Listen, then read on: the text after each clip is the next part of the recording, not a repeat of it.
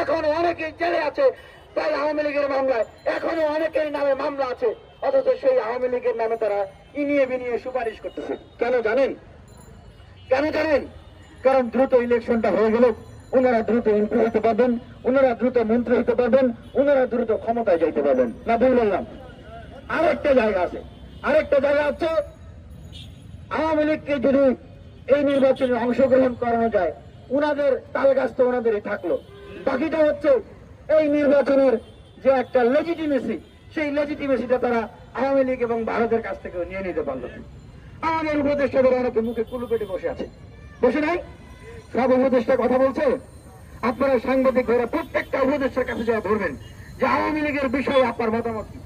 তারা মুখে অনেকে কুলু পেটে বসে আছে, অনেকে বসে বসে বিপ্লবী বক্তব্য, ভিডিও আর স্ট্যাটাস দিচ্ছে।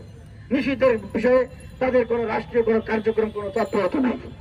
তারা কেন করতেছে জানেন? তারাও চিন্তা করতেছে, যেহেতু তাদের এখন আর জনগণের কাছে সেই জনভিত্তিটা নাই, তারাও চিন্তা করতেছে যে যদি আওয়ামী লীগ নেক্সট ইলেকশনে তারা অংশগ্রহণ করাতে পারে, তাহলে তাদেরও লেজিটিমেসিটা তারা আদায় করে নিতে পারে।